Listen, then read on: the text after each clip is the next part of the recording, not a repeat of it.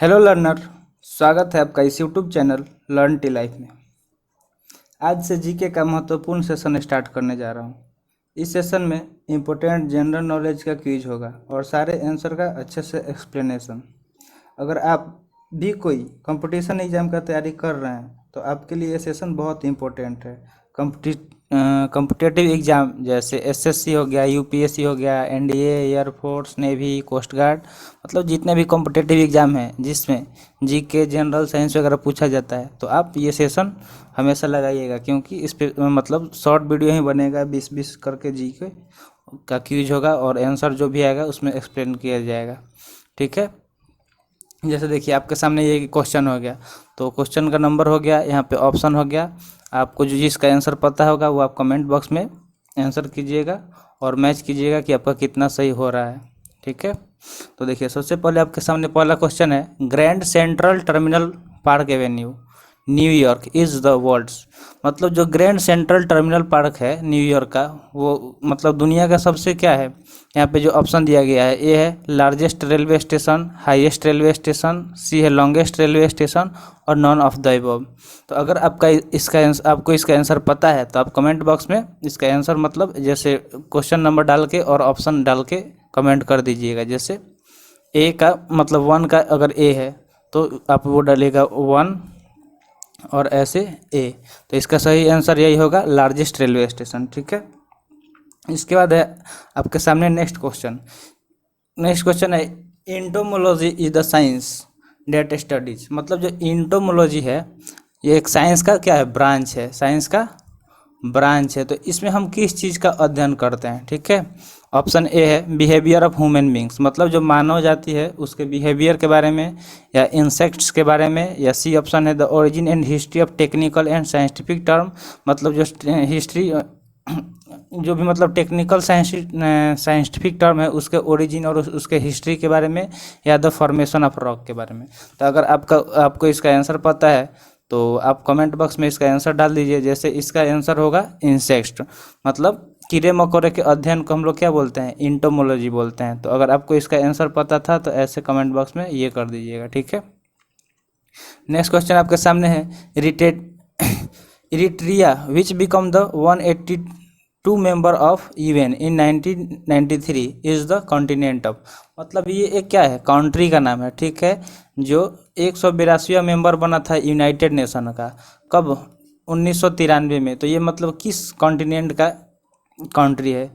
तो इसका आपको आंसर अगर पता है तो कमेंट बॉक्स में जल्दी से कमेंट कर दीजिए। चलिए इसका आंसर हम जानते हैं, तो इसका आंसर हो जाएगा अफ्रीका कॉन्टिनेंट। ठीक है, नेक्स्ट क्वेश्चन आपके सामने है, गर्म पानी सेंचुरी इज लोकेटेड एट, मतलब जो ये गर्म पानी सेंचुरी है ये कहाँ पे लोकेटेड है। तो ऑप्शन ए है जूनागढ़ गुजरात, ऑप्शन बी है दीपू असम, ऑप्शन सी है कोहिमा नागालैंड और डी है गंगटोक सिक्किम। तो जो भी आंसर है आप कमेंट बॉक्स में अगर आपको पता है तो कमेंट कर दीजिए। तो इसका आंसर होगा दीपू असम। ठीक है, नेक्स्ट क्वेश्चन आपके सामने है, for which of the following disciplines is Nobel prize awarded, मतलब आपको किस लिए नोबेल प्राइज दिया जाता है, क्वेश्चन का यही होगा। तो इसका ऑप्शन है physics and chemistry, physiology and medicine, literature, peace and economics, all of the above, मतलब आपको क्या फिजिक्स और केमिस्ट्री के क्षेत्र में दिया जाता है, या फिजियोलॉजी और मेडिसिन के क्षेत्र में दिया जाता है, या लिटरेचर, पीस और इकोनॉमिक्स के क्षेत्र में दिया जाता है, या इनमें से सभी। तो आपको जो भी मतलब आपको अगर आंसर पता है तो जल्दी से कमेंट बॉक्स में कमेंट कर दीजिए। इसका आंसर होगा ऑल ऑफ द अबव, मतलब इन सारे क्षेत्र में नोबेल प्राइज़ दिया जाता है। अगर आप अच्छा करते हैं तो नोबेल प्राइज़ मिलता है। नेक्स्ट क्वेश्चन है, हिटलर पार्टी, मतलब हिटलर क्या किए थे, पार्टी का फॉर्मेशन किए थे, विच कम इनटू पावर, जो 1993 में पावर में आया था, उसको हम किस नाम से जानते हैं। तो ऑप्शन ए है लेबर पार्टी, ऑप्शन बी है नाजी पार्टी, ऑप्शन सी है कुकलू क्लान, ऑप्शन डी है डेमोक्रेटिक पार्टी। तो इसका आंसर आपको पता है तो कमेंट बॉक्स में कमेंट कर दीजिए। तो चलिए हम बात करते हैं इसके आंसर का। तो इसका आंसर हो जाएगा नाजी पार्टी। कौन सा party, Nazi party. Hitler Nazi party का फॉर्मेशन किए थे। ठीक है, नेक्स्ट क्वेश्चन आपके सामने है, एफएफसी स्टैंड फॉर, मतलब एफएफसी का फुल फॉर्म क्या होता है, इसका मतलब क्या होता है। ऑप्शन ए है foreign finance corporation, option B है film finance corporation, option C है federation of football council council, option D है नॉन ऑफ द अबव। तो आपको अगर पता है तो जल्दी से कमेंट बॉक्स में कमेंट कर दीजिए। चलिए इसका आंसर देखते हैं। इसका आंसर होगा option B film finance corporation. FFC का फुल फॉर्म क्या होगा? Film finance corporation. ठीक है। नेक्स्ट क्वेश्चन आपके सामने है fastest shorthand writer was, मतलब दुनिया के सबसे तेज शॉर्ट हैंड राइटर कौन थे?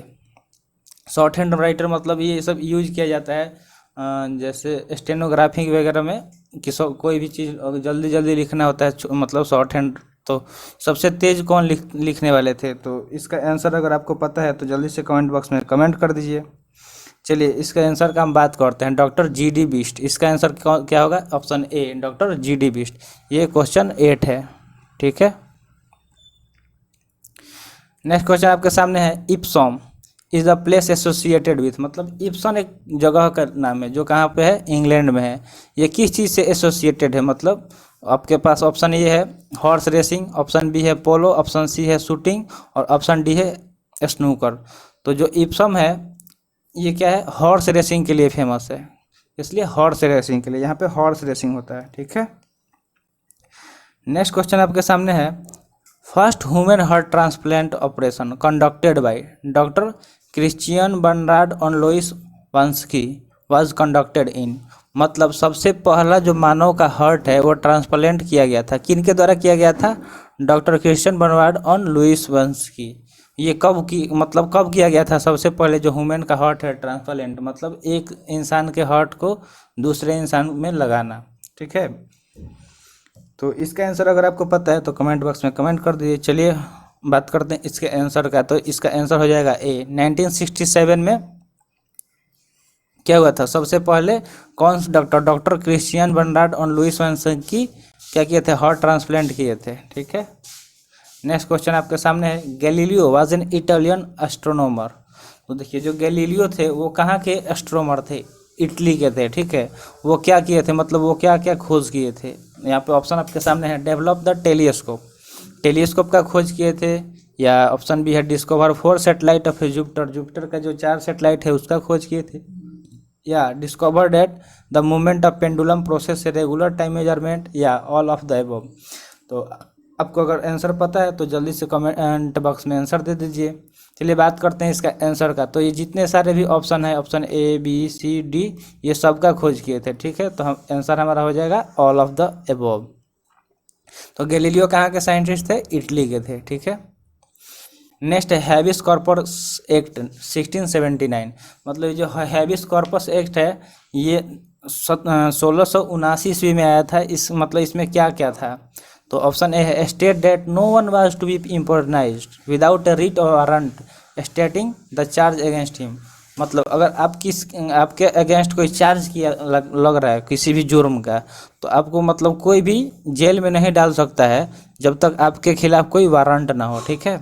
ऑप्शन बी है provided facility to a prisoner to obtain either speedy trial और रिलीज इन बेल, और ये फैसिलिटी दिया गया कि जब मतलब वो बेल उनका हो जाए तो उनको मतलब जेल से छोड़ दिया जाए। Safeguard the personal liberty of people against arbitrary imprisoned by a king's order, मतलब जो राजा के ऑर्डर पे अगर किसी को जेल में रखा जाता है तो उसके पर्सनल लिबर्टीज को सेफ रखा जाए।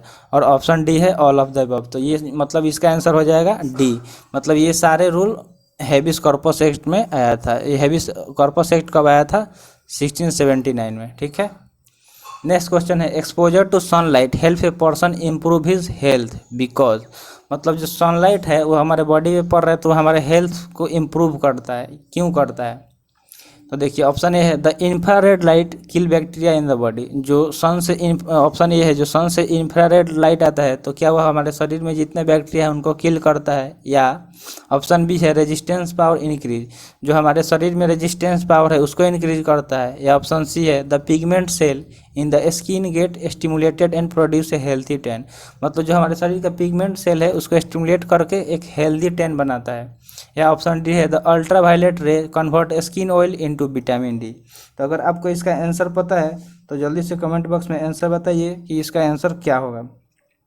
तो देखिए इसका आंसर क्या होगा, जो हमको पता है कि सनलाइट से हमें क्या होता है, विटामिन डी मिलता है। तो विटामिन डी मिलता नहीं है, जो हमारे शरीर का जो स्किन ऑयल है उसको क्या करता है, विटामिन डी में कन्वर्ट कर देता है। इसलिए हमारा आंसर क्या हो जाएगा, ऑप्शन डी। ठीक है, नेक्स्ट क्वेश्चन आपके सामने है, गोल्फ प्लेयर विजय सिंह, मतलब जो विजय सिंह एक गोल्फ के प्लेयर हैं, वो किस कंट्री से बिलोंग करते हैं। तो आंसर ऑप्शन आपके सामने है, अगर आपको आंसर पता है तो जल्दी से कमेंट बॉक्स में आंसर कर दीजिए। ऑप्शन ए है यूएसए, ऑप्शन बी है फिजी, ऑप्शन सी है इंडिया और ऑप्शन डी है यूके। तो इसका आंसर हो जाएगा बी, फिजी। फिजी से बिलोंग करते हैं विजय सिंह। ठीक है, जो कि एक गोल्फ के प्लेयर हैं। नेक्स्ट क्वेश्चन है, guarantee to an exporter that the importer of his good will pay immediately for the good order by him is known as. मतलब इस क्वेश्चन का ऑप्शन आपके सामने है, letter of credit, LC, licence fair, inflation, none of the above. Guarantee to an exporter मतलब आपको कोई सामान एक्सपोर्ट कर रहा है और आप इंपोर्ट कर रहे हैं, तो उसका जो सामान है उसको जो तुरंत पे करेगा वो, मतलब जो भी सामान है, वस्तु है, तो वो किसके द्वारा ये मतलब लागू किया गया था। मतलब इसका मतलब क्या होता है, तो इसका आंसर हो जाएगा ऑप्शन है, लेटर ऑफ क्रेडिट, जिसको हम लोग शॉर्ट में क्या बोलते हैं, LC, लेटर ऑफ क्रेडिट। ठीक है, नेक्स्ट क्वेश्चन है, first Afghan war took place in, मतलब जो फर्स्ट अफगान वार था वो कब हुआ था। तो फर्स्ट अफगान वार कब हुआ था, अगर आपको इसका आंसर पता है तो जल्दी से कमेंट बॉक्स में कमेंट कर दीजिए। इसका आंसर हो जाएगा 1839। ठीक है, 1839 में फर्स्ट अफगान वार, ठीक है, फर्स्ट अफगान वार हुआ था।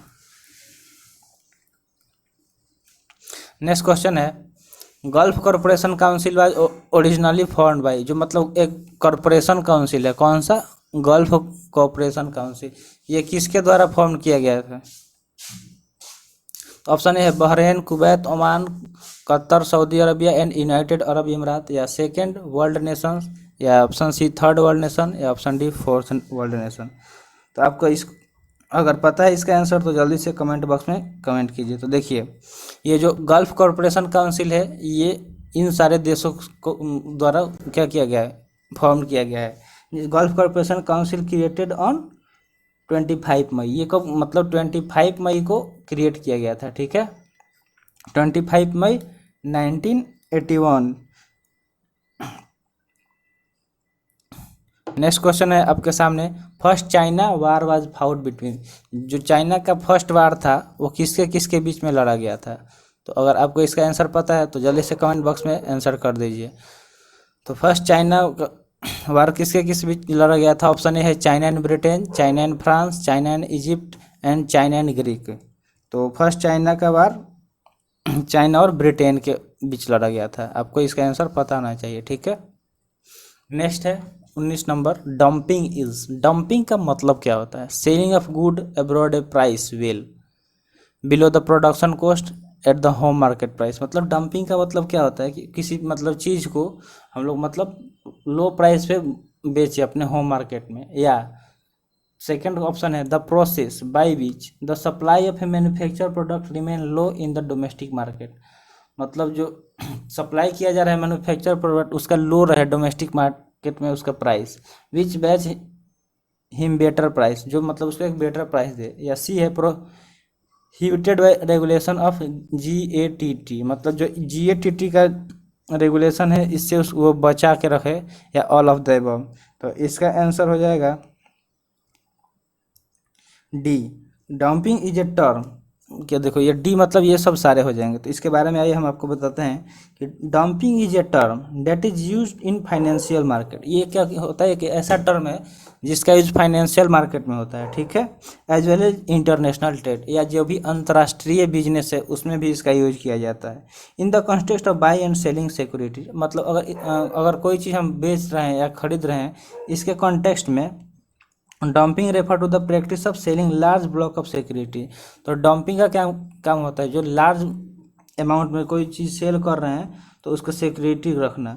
More specifically when dumping security the seller is primarily interested in getting read of the security at any price. ठीक है, इसका मतलब, और ये जो डंपिंग है ये कमर्शियल फील्ड में भी यूज किया जाता है। ठीक है, चलिए नेक्स्ट क्वेश्चन है आपके सामने, for the Olympic and world tournament. जब हम ओलंपिक या जो भी वर्ल्ड टूर्नामेंट होता है उसमें बास्केटबॉल कोर्ट का कितना डायमेंशन होता है, आपको डायमेंशन बताना है।